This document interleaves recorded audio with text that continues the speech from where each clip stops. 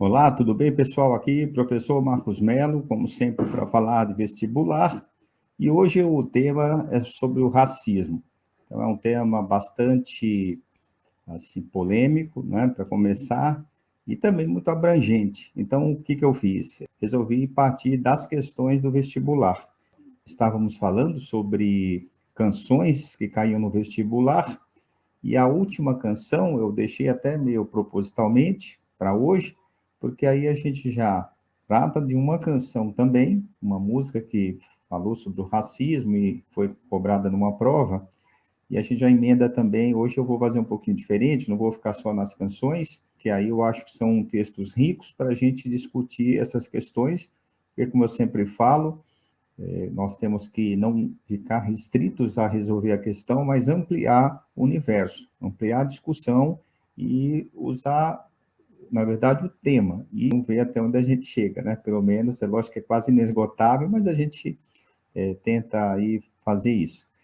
Bom, eu já vou então direto à primeira, né, canção. O pessoal que está no Instagram, se tiver interesse, pode também ver no Facebook ou no YouTube e consegue ver as letras. Eu sempre deixo a letra da canção, ou o texto, como é o caso de hoje, a charge, e se você não tiver essa possibilidade, sem nenhum problema, eu vou ler, eu releio, as questões mais relevantes eu volto, então acho que você não se perde. Mas tem essa opção aí, se assim você desejar, tudo bem? Então, olha, vamos começar a primeira canção aqui. É uma música do Gilberto Gil com Chico Buarque, que diz assim: o branco inventou que o negro, quando não suja na entrada, suja na saída. Imagina só. E aí repete, né? Suja na saída, imagina só.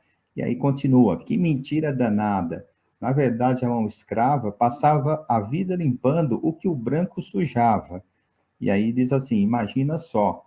O que o branco sujava e o que o negro penava, mesmo depois de abolida a escravidão. Negra é a mão de quem faz a limpeza, lavando a roupa encardida, esfregando o chão. Negra é a mão da pureza. Negra é a vida consumida ao pé do fogão. Negra é a mão nos preparando a mesa, limpando as manchas do mundo com água e sabão. Negra é a mão de imaculada nobreza.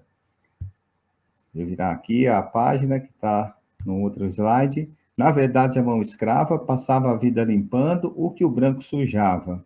O que o branco sujava e o refrão.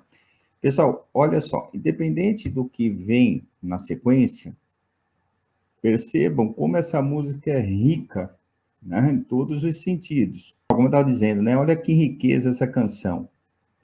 O Gilberto Gil aí, genialmente, com o Chico. Não tinha que dar outra, né, pessoal? Os dois gênios juntos. E aí o Gil faz essa né, é uma brincadeira muito séria, né? Quer dizer, invertendo aqui, olha, né? Ele fala que o branco inventou que o negro, quando não suja na entrada, suja na saída. Isso aí era um terrível, né, ditado que eu não sei se ainda tem gente que fala isso, né? Com tantos exemplos que nós temos, mas enfim, existia e ele faz essa crítica, né? Ele fala, olha, na verdade, a mão escrava que ficava limpando o que o branco sujava. Afinal de contas, a mão de obra no Brasil, de 1500, a chegada do Cabral, praticamente, primeiro a exploração do trabalho indígena, depois o índio, né, o negro, coexistindo durante também muito tempo, a escravidão indígena, e a abolição formal da abolição foi em 1888, mas diariamente há relatos de situação análoga à escravidão. Então, não é um tema muito que a gente pode dizer que acabou, para começar. Mas pegando mesmo a data formal, pensa, pessoal, do século XVI inteiro, 17 inteiro e o 19 praticamente inteiro, já que a abolição foi em 1888. Então, a mão de obra sempre foi escrava e, com certeza, o trabalho pesado ficava na mão deles. E aí veio esse preconceito aí, né, absurdo. Mas, olha, como eu estava dizendo, voltando à canção, olha quanta coisa uma prova pode explorar. Porque existe uma questão, essa daí caiu, daqui a pouco nós vamos resolver. Mas como eu sempre falo aqui, não vamos fazer Ctrl+V, Ctrl+C e colocar de novo. Então, nós temos que abordar outros possíveis questionamentos que não vão aparecer nessa. E aí, continuando, mesmo depois de abolida a escravidão, ele faz inclusive essa referência, não é? Ó, mesmo depois de abolida a escravidão, negra é a mão de quem faz a limpeza, lavando a roupa encardida e esfregando o chão. Negra é a mão da pureza, consumida ao pé do fogão. Então, olha quantas referências nós temos interessante aí. Mas, como eu disse, vamos pegar o que esse vestibular cobrou, era aqueles, não sei se vocês vão fazer Universidade Federal, eles numeram. Então, tem número 2, 4, 8, 16, e aí você faz a soma das corretas e põe um número lá. Uma forma, né, de correção aí deles.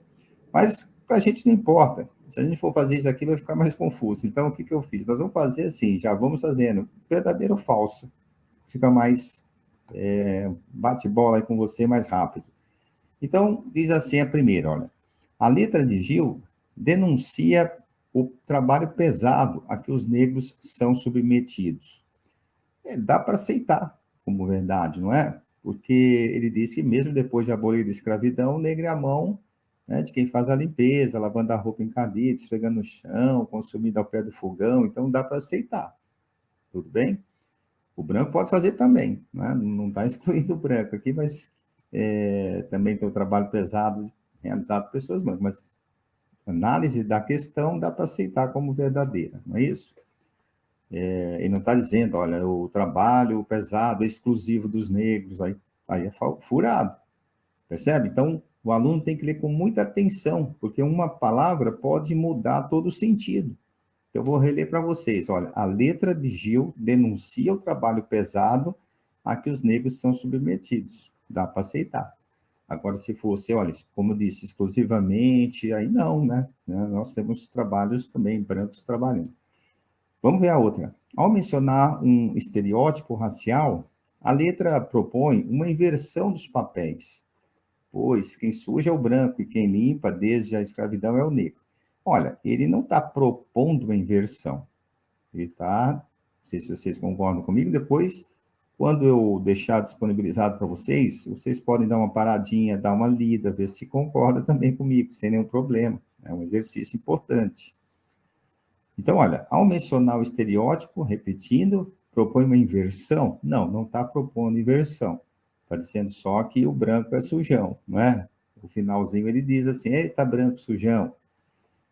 Inclusive, te sugiro que vocês ouçam essa música, logo depois que a gente terminar aqui, se é que você já não conhece, procura aí, é tão fácil hoje, nos sites de busca, você coloca lá, Mão da Limpeza, Gilberto Gil, Chico Buarque, vai aparecer. Inclusive, há um clipe muito interessante, às vezes, quando eu tenho aula presencial, eu até mostro para os alunos, quando eu trabalho esse tema, foi num programa do Fantástico, que o Chico canta com o Gil, e o Gil se pinta de branco, e o Chico Buarque é pintado de negro. Você encontra na internet isso daí, coloca aí, Fantástico, Mão da Limpeza, você vai ver esse clipe aí. A letra não está propondo uma inversão, está fazendo uma denúncia de um preconceito que existia, de uma frase que existia e só isso, né? Então, não está propondo inversão. O terceiro item diz assim, a letra propõe um final racial conciliatório, no qual o branco ajudará o negro a limpar as roupas encardidas, o chão e as manchas do mundo. Não, não é o caso também. Certo? Ele não está propondo aí. Como eu disse, por isso que é legal que você depois veja com mais calma e você mesmo chegue a essas conclusões. Inclusive, eu sempre sugiro que até você pare antes de eu começar lá se você for ver depois, agora ao vivo não vai dar, né? Mas eu falo, muita gente vai depois estudar, rever. Eu vou disponibilizar também, né, nos meus canais. Eu tenho um canal, até aproveitando a oportunidade, Marcos Melo, professor de História, porque Marcos Melo é um nome mais ou menos comum, então eu coloco professor de História para você achar mais fácil. E no YouTube, no Instagram, no Facebook, você pode rever. Olha lá, vamos então continuando. Então, tudo bem, pessoal? Não propõe um final conciliatório, né? Quer ver, ó, vamos ler só para o desencargo de consciência, o finalzinho? Ó, na verdade, a mão escrava passava a vida limpando o que o branco sujava. Imagina só, o que o branco sujava, imagina só. E aí finaliza meio, né, ironizando e brincando. Eita, branco sujão. Então, não tem aqui uma conciliatória, como, né, diz aí a questão do vestibular. E o último item. A letra propõe uma reflexão crítica sobre estereótipos racistas existentes no país. Aí dá para aceitar, não é? Está propondo uma reflexão, olha, crítica sobre estereótipo. Olha, não, o negro não faz legal, o negro o branco faz melhor que o negro, coisas do tipo. Inclusive, pessoal, fazendo um outro parênteses aqui, por exemplo, quando houve a transição, vamos pegar um exemplo concreto, eu gosto de exemplo concreto.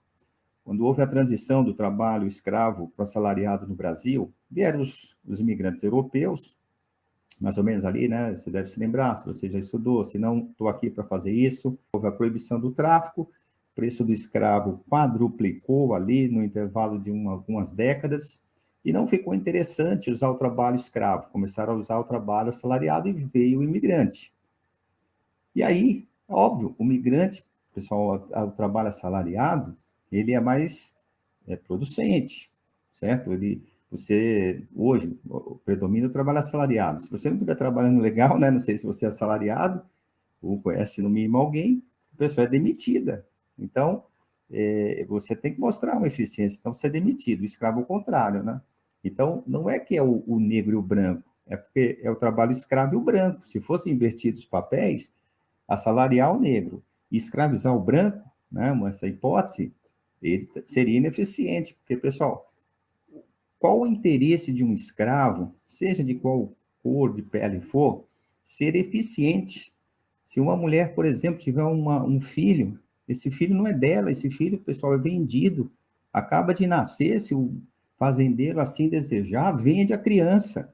Como já disse aqui, em outras oportunidades, a maternidade, que é uma das coisas mais valorizadas na nossa sociedade, tinha esse direito, porque nascia, é uma propriedade do senhor. Pode trocar por um cavalo, pode vender, é uma propriedade. Então, o absurdo da escravidão. Então, repetindo, não é porque o trabalho era realizado por um branco que era mais eficiente, é porque ele estava submetido, um estava submetido à escravidão, outro ao trabalho assalariado. E o escravo vai fazer de tudo, óbvio, pessoal, para, né, não trabalhar, não é? Ele só vai trabalhar sob ameaça, inclusive. Existiam os feitores lá, que ficavam vigiando, porque ele não vai ter salário, ele não vai ter uma vida própria. Como eu acabei de relatar, se tiver um filho, vai ser vendido. Então, não há razão para ser eficiente, não é? Então, resumindo, pessoal, nós tínhamos aí duas alternativas erradas e uma certa. Mas, como eu sempre falo, o importante é discutir o tema, abordagens possíveis e assim por diante. Pessoal, tem uma questão aqui, eu vou ler para vocês, ela é velhinha, mas eu adoro essa questão, porque ela abre oportunidades para a gente falar de dois pensadores brasileiros e com visões diferentes sobre a escravidão, e nós temos que nos preparar para isso, porque às vezes eu sempre falo aqui, você está lendo um texto, e o vestibular fala assim, olha, de acordo com o texto, então não é o que você acredita, é de acordo com o texto, de acordo com aquele pensador, pode até contrariar a minha visão, mas é de acordo com o texto, está cobrando o quê? Uma intelecção, né? Uma interpretação do texto. Não está cobrando a verdade, se é uma verdade, se não é. Então, olha só, o Enem cobrou, há muito tempo atrás, você diz assim, ó, instituiu-se o Dia Nacional da Consciência Negra, dia 20 de novembro, ao invés da tradicional celebração 13 de maio. Essa nova data é o aniversário da morte do Zumbi, que hoje simboliza a crítica à segregação e à exclusão social. Quem está no YouTube e no Facebook, tem lá a questão, eu coloquei em negrito e em vermelho alguns destaques, tá? Mas, como eu disse, quem está aqui no Instagram também não perde nada, porque eu vou traduzir para vocês o que é fundamental. Aí, então, esse é o primeiro texto, percebeu? Depois eu leio de novo, mas só para vocês acompanharem, é o que está dizendo que a data da consciência negra é 20 de novembro, ao contrário do 13 de maio, lá da Princesa Isabel, não é? E depois vem o segundo texto. Um turista estrangeiro que veio ao Brasil no Carnaval afirmou que nunca viu tanta convivência harmônica, né, harmoniosa entre as diversas etnias. Então, deu para perceber, texto 1, texto 2. Bem diferentes as visões. Bom, vamos avançar. E aí, diz assim lá o Enem.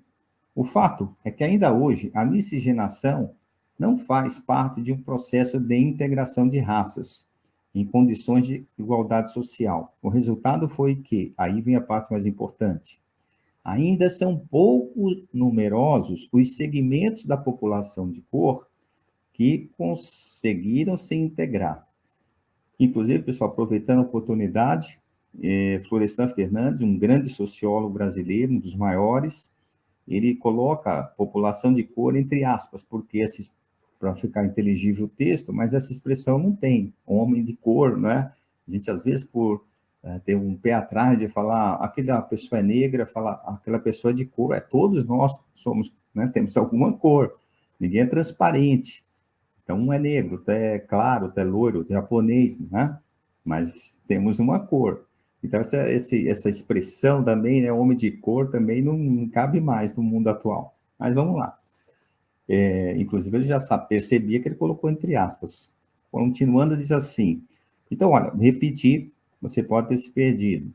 Ainda são pouco numerosos os segmentos da população que conseguiram se integrar efetivamente na sociedade. Florestan Fernandes. E depois veio o outro texto que diz assim, entre nós brasileiros, é um texto agora do Gilberto Freire, entre nós brasileiros, a separação imposta pelo sistema de produção foi mais fluida possível, permitiu constante mobilidade de classe para classe, de uma raça para outra. Aí, olha só, gente, essa frase, esse amor acima de preconceitos de raça e de convenções de classe, do branco pela cabocla, pela Cunhã, pela Índia, agiu poderosamente na formação do Brasil, e aí vem outra frase, pessoal, adoçando-a. Gilberto Freire escreveu Casagrande Senzala. Por que eu gosto dessa questão, pessoal, entre vários aspectos? Gilberto Freire é um pensador que vira e mexe aparece nas provas, geralmente é mais no âmbito da sociologia, mas também faz parte, né, do nosso universo. Aqui, como eu disse, eu não me restringo só à história, à interpretação do texto, pode cair em português, pode cair em sociologia, também a gente trabalha aqui. Então, continuando, pessoal, Gilberto Freire foi aquele que elaborou também aquela ideia de que houve no Brasil uma democracia racial, certo? E não, como disse aí, né, esse texto é bem representativo, amor acima de preconceito de raça, adoçou a relação. Então, ele pensa bem diferente do Florestan Fernandes. Vocês lembram? Eu vou ler de novo aqui rapidinho para vocês, não todos, só a parte importante. O Florestan falava, olha, são pouco numerosos segmentos de população de cor que conseguiram se integrar efetivamente na sociedade competitiva. Florestan Fernandes. E o Gilberto Gil vem com essa história de adoçar, de amor acima de preconceito, não é? Bom, aí continuando, pessoal, o que o examinador cobrou aqui? Eles cobraram, eu não vou ler na íntegra, tá? Porque acho que não vale a pena, mas era para você associar os dois textos lá, né? Vamos chamar de A e B, com esse 1 e 2 aqui. Deu para entender? Então, olha, vou voltar, se você se perdeu, para você perceber, agora a gente finalizar. Existia um texto 1 lá que dizia o Dia da Consciência Negra, 20 de novembro, ao invés do tradicional 13 de maio, então, 13 de maio oficial, a Princesa Isabel foi lá e assinou a Lei Áurea. 20 de novembro, a morte do zumbi. Você percebeu a diferença? Por isso que eu adoro essa questão. Ela nós podemos explorar bastante coisa. Uma é aquela visão oficial, a bondosa Princesa Isabel assinou a Lei Áurea. A outra é mais crítica, porque, inclusive, não sei até quanto você já estudou, quando a Lei Áurea foi assinada, porque vamos fazer uma continha, pessoal, 1850 proibiu o tráfico. Se proibiu o tráfico, não está mais entrando escravo, teoricamente. Tinha contrabando e tal, mas isso é outra história. Mas vamos fazer a conta. 1850 parou, entre aspas, de entrar escravo. A Lei Áurea foi assinada em 1889, não, 88, né? 89, Proclamação da República. Então, olha, você percebe? Nesse intervalo, o que aconteceu? Foi declinando, uma hora vai acabar. Quando morreu o último escravo, vai acabar a escravidão, né? Se a gente exagerasse. Então, ela assina a Lei Áurea, mas uma hora ia acabar, uma vez que não está mais, teoricamente, entrando escravo. Então, foi né, assinar uma coisa que já estava praticamente extinta. E a outra não, a outra marca a luta dos, certo? Uma veio de cima para baixo, a princesa Isabel que assinou, a outra não. Foi o Zumbi, foi um negro, né? Não foi escravizado porque ele nasceu lá no Palmares, mas simboliza essa luta dos negros. Olha a inversão, uma de cima para baixo, repetindo, outra de baixo para cima. Então, esse texto está associado, ele cabe mais no pensamento do Florestan ou no pensamento do Gilberto, da democracia racial. Esse texto se enquadra, tem mais a ver com o texto do Florestan, correto? E o outro, que é o estrangeiro, não sei se vocês se lembram, eu vou repetir, um turista estrangeiro veio ao Brasil, disse que nunca viu tanta convivência harmoniosa entre as etnias. Esse texto tem a ver com o texto do Gilberto Freire. Estão vendo que não há um confronto muito claro ali entre brancos e negros, por exemplo. Deu para pegar a ideia? Sugiro, se você estiver fazendo vestibular, que você dê uma olhadinha lá na prova, né? Como disse, qualquer site de busca, você coloca uma dessas frases aí, você acha facinho, beleza? Se não, você está aqui para ampliar seu conhecimento, também sem nenhum problema, acho que deu para vocês acompanharem, não deu? Bom, então vamos continuar agora. Para a gente fechar aqui, eu selecionei uma questão que caiu esse ano. Caiu esse ano para o aluno entrar, quer dizer, 21 para entrar em 22, né, da Unicamp. Questão da Unicamp que diz assim, as feridas da discriminação racial que exibem ao mais superficial olhar sobre a realidade social do país. Até 1950, a discriminação em empregos era uma prática corrente, sancionada pelas práticas sociais do país. Em geral, os anúncios de vaga de trabalho eram publicados com a explícita advertência: não se aceitam pessoas de cor. Mais uma vez essa frase. E, pessoal, no jornal, hoje, né, a gente acessa só os sites, mas o jornal era onde muitas pessoas entravam, tinham como referência, né, para procurar emprego. Cibele, prazer aí. Não sei se está a primeira vez aqui nos acompanhando, seja bem-vinda. Só que nós estamos no final, hein? Mas depois você acompanha aí, vou deixar disponibilizado. Você pode também procurar meus canais, tem outras resoluções. Então, pessoal, continuando, veja, no jornal colocava, não aceita pessoas de cor. E aí diz assim, a Lei Afonso Arinos, de 1951, pessoal, não faz nem 70 anos isso, hein? Proibiu a discriminação racial, ou seja, veio uma lei para proibir isso aí. Na mesma lei, os anúncios se tornaram mais sofisticados. Antes, passaram a requerer pessoas de boa aparência, ou seja, quando a pessoa lia aquilo, já estava implícito o que era essa boa aparência. E aí, basta substituir, diz o texto aqui, pessoas de boa aparência por branco, para se obter o verdadeiro significação do eufemismo. Então, é um texto, a Unicamp colocou, e o que eles cobraram? Deixa eu ver se está aqui, ou se eu coloquei só o texto para a gente... eu coloquei também as alternativas. Aí vem as alternativas, né, pessoal? Diz assim, olha, a Lei Afonso Arinos, de 1950, o racismo que existia há muitos anos no mercado de trabalho, permaneceu por meio de estratégias camufladas. Pessoal, parece que é a primeira, hein? Né? Parece que essa primeira já, o racismo que existia há muitos anos no mercado brasileiro permaneceu. Vamos ver a B. A Lei Afonso Arinos, de 1951, possibilitou a eliminação do racismo no mercado de trabalho. Não. No mundo da moda, que exigia boa aparência das pessoas brancas. Não. Não acabou. Inclusive, incluir moda, né? A gente sabe disso. 1850 diz assim, conceito de pessoas de boa aparência ditado pelo mundo da moda e reproduzido nos anúncios de vaga de trabalho privilegiava o asseio no vestir. Não é no vestir, é na cor da pele. Errado. Dedidado. O racismo foi eliminado das relações sociais brasileiras. Somente na década de 1990, com a consolidação do conjunto de leis da democracia racial. Aí, nada a ver. Primeiro, que democracia racial nem se enquadra nessa ideia. Segundo, que não é um decreto que vai eliminar as relações racistas, né, no Brasil. Então, continua existindo. Como disse, a luta continua aí para que o racismo seja definitivamente eliminado. Pessoal, quando nós falamos em racismo, por isso que eu falei no começo, que é um tema muito amplo, porque muitas vezes acha que racismo, a gente só fala, eu sou branco, por que eu vou falar de racismo? Por que eu vou me preocupar com racismo?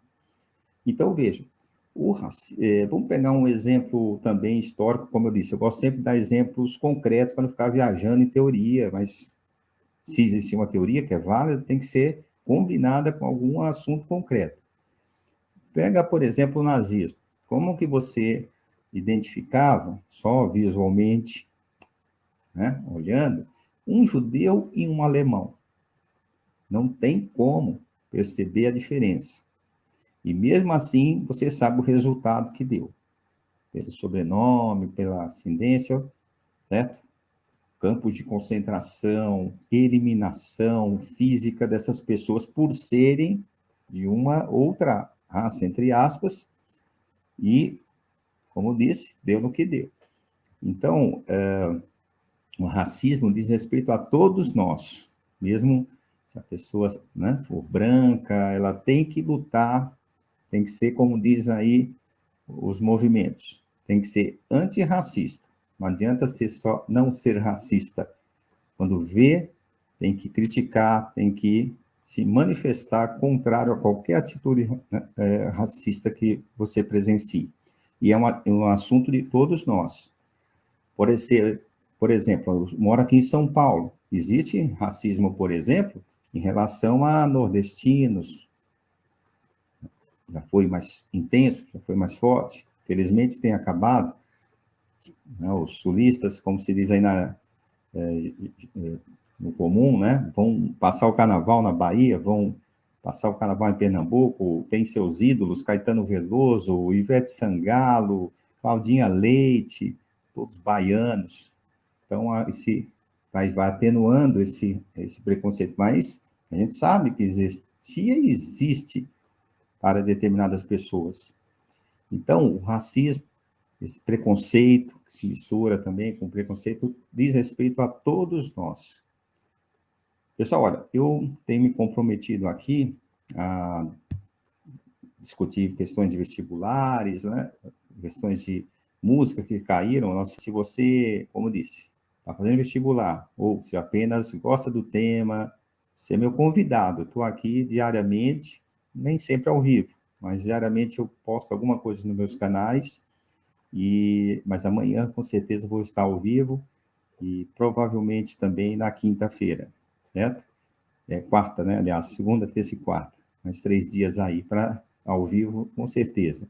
E, como eu disse, diariamente posto aulas, comentários sobre vestibular, sobre história. Então, como eu disse, mais uma vez, se você gosta desse tema, pode me procurar e vocês são meus convidados para outros bate-papos. Nós temos muitos outros assuntos. Amanhã eu quero fazer nós vamos ter uma conversa com imagens, utilização de imagens pelos vestibulares.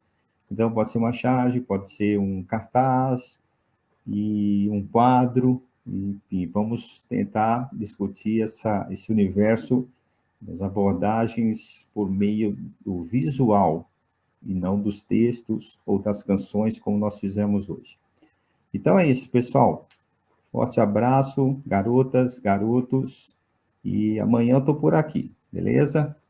Então, nos encontraremos, eu te aguardo amanhã, mais ou menos nesse horário, tá bom? Nós entramos às 4 da tarde, a ideia é manter mais ou menos esse mesmo horário, tá bom? Se não, Se você é inscrito no meu canal, você será avisado por mensagens aí, tá bom? Então é isso, pessoal. Obrigado aí pela presença.